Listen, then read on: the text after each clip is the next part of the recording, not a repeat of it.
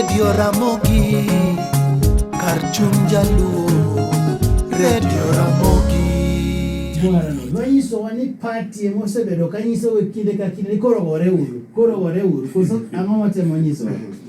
Mar ariyo anapani kama koro wach no chope onego bedni party olosi mondo wach ni anto gima timore Kisumu nikech jomoko manyalo believe gima ng'ata ta wacho nikech party be usale nikech party oseli koro onego bedni party wacho niya kata bedni ng'ano koloso onego bedni kama ma en part county assembly man gi MCAs mang'eny in fact MCAs te kaka nonyisa gin jo ODM to ka koro county assembly timore kaka timore ni onego bedni party nigi position magiwacho ni wan kaka jo ODM okwa support ABCD matimore Kisumu County. Oginya bedni giling kesa magiling to koro wawinjo mana jomoko kawuoye street ma Kisumu ni party mowacho ni wadhi left wadhi right wa stop Onyango Road teni koro gimiyo confusion bedie nitie jopiny manyalo penjore to kara dibed ni chama ema wacho ni mondo gima timore Kisumu ni otimore nikech ok en picha maber kata mane Kenya kaka koro ji neno ni machacha en county assembly manigi jo ODM kende to sakasa gigore kamano to party olingalinga mateni party chalo ka gima support gima timore kata chande to party onego bedni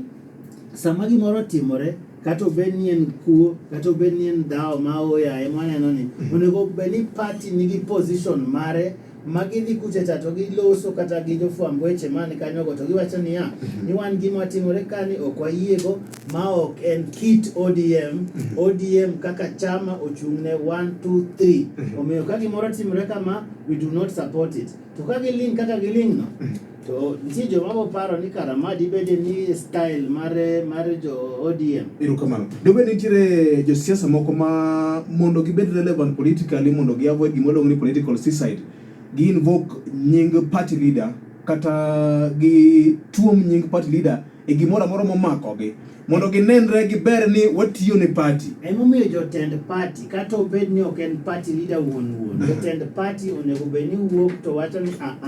gik matimore kata ka wan kaka ODM mano is not the official party position tiene ni kaka ODM mano ok gima wachung'e ni nyaka koro timre Kisumu magi wach kendo gikwer kabisa gisejo makelo tulo county assembly ma Kisumu mondo giwach maber ni kalure gi chikwa mar ODM en kama kalure gi chik mar piny en kama omiyo wan kaka jo ODM mae gima waneno onego bed ni timore Kisumu kata koro MCAs oyiego kata ok oyiego mano to gine makoro gidhi neno to party nyaka wuoga ching mawach ni wan kaka jo ODM my party position to ka koro giweya kamano to koro ng'ato bowacho kata gima ene modwaro to ae to tiyo gi nying party leader kata jotelo moko nyisowa ni mage ni jotend party ok onyisowa ni en Sifuna koso en Raila Odinga koso en ng'ama owacho ni mondo wa stop Onyango Road tige ni VOJ mana kaka Joe Ageo wacho ODM geno ni en party manigi structures to structures kang'iyo parties ma Kenya ka nikech most of them structure en gachiel en gima kisungu luongo ni copy paste ang'e ni Kisumu County nigi ODM office local manigi chairman to nigi secretary to nigi office moko en ting' margi sani mondo giwuogi to gikwed wach ma bwana nowacho nikech ka ok giloso onge kaka the party headquarters nyalo bukre to chako lose gima timore Kisumu en Kisumu County ODM party officials ema nyaka wuogi mokwongo mondo gikwer wachno kapo ni en miriambo to ka en adiera to gimeda ni kaka gini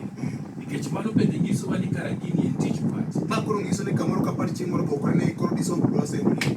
bende giyedhe exactly kendo mane mabire nikech county assembly chenro rochore machikoni hakora wayo jo regular koti mang'o wathege ka koro party wacho ni sani nikech lweny mosebedi e county ma assembly ma Kisumu ok ochimore gi chapter 6 mar katiba madwaro ni dhano machung' marito jopiny gin joma obolore gin joma integrity nigi malo to gin jogo ma bende king'iyo maber to ginyalo rito weche oganda Mano pok anene county assembly ma Kisumo jumbe ariyo mokalo. Ae kendo kineno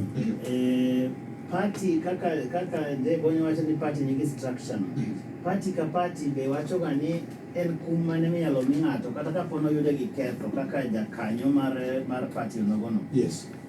An pok anene kamoro ma kang'iyo kata mana katiba mar ODM kata manifesto gimoro documents ema gisemiyowa nyaka ne chak ODM. An pok anene moro mawacho ni achiel kuom kum minyalo mi ng'ato en ni mondo obed stopped e street kata mondo ji ogore e street. Teni kapo ni nitie wach moro kata ma party nigo e wach Onyango Oloni, kakoro wanyalo yie gi gima ng'ano wach kapo ni gima wachono nyalo bet ni en adier ni party nigi position moro e wach Onyango Oloni, nyabet ni luonge. To kata ka nitiere disciplinary process, nitiega process miluwo e party kata ka ng'ato ketho kata ka chich ni nitiere gimoro miketho e party, dong iluongi tiketi piny tipenji kamoro ibe biro gokilni moro ka giwacho ni ka wang'iyo wachni maler kaluwore gi katiba marwa ka gi ka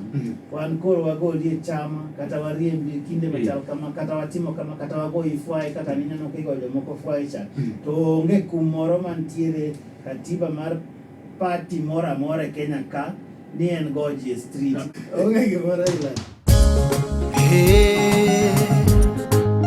Radio Ramogi